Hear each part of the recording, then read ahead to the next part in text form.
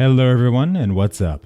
My name is Sir Medieval, and welcome back to the guide series for Ascent Infinite Realm. And for our third episode today, we'll be discussing three new topics: the artifacts, the upgrade system, and the hunting grounds of air.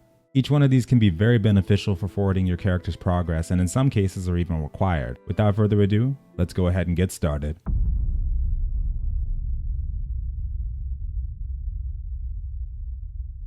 So to start with, let's go ahead and talk about the hunting grounds.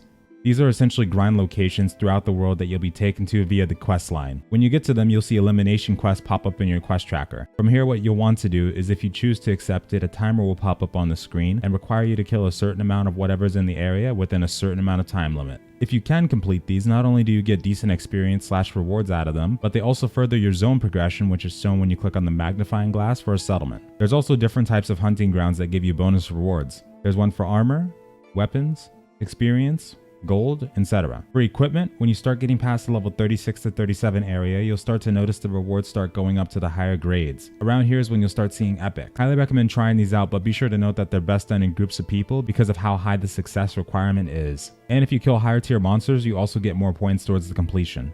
And for the next one, we'll be discussing the gear upgrading. A very important topic due to the fact that most MMORPGs in the endgame turns into upgrading your equipment to be able to access the higher content. It's no different here in Era, and even though a good amount of people are hoping against the Black Desert type of upgrading system here, you shouldn't have anything to worry about in terms of gear destruction. To start out, the maximum is plus 15 for upgrading gear, and no, you do not have a chance to destroy your gear upon failure. From plus 1 to plus 5, it's pretty easy to upgrade, and you do have a guaranteed chance of success until plus 2. If you fail at plus 3 to plus 5, you will only lose 1 maximum durability but no downgrades. However, as you go past this point, the chance of downgrading starts to come into play. You will also need higher grade Enhancement Stones to go from plus 6 to plus 10 and plus 11 to plus 15. After you reach the max level of upgrade, your piece of equipment will also get a glow effect to it, and there are tiers for the gear as well. Also be sure to note that there is an enhancement failure protection item that allows you to try and upgrade it without fear of downgrades. Probably one of the very few concerns in the cash shop itself, but you'll probably be able to get these in other ways too. It also does cost gold to upgrade the gear, so be careful on the heavy spending. Blue Enhancement Stones go for armor and red ones for weapons. If your gear falls all the way down to 0 durability, it cannot be used either.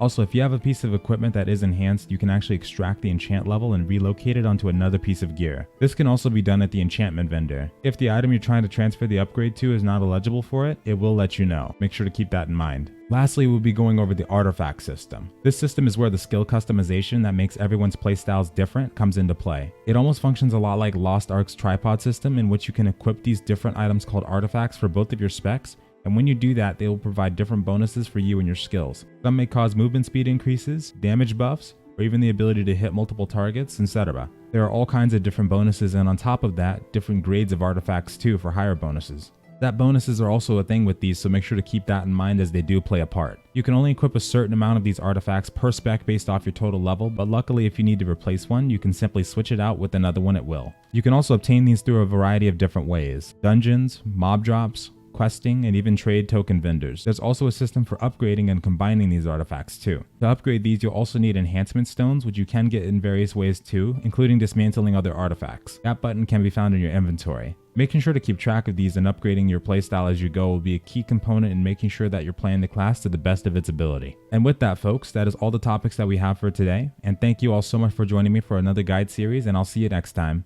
and farewell.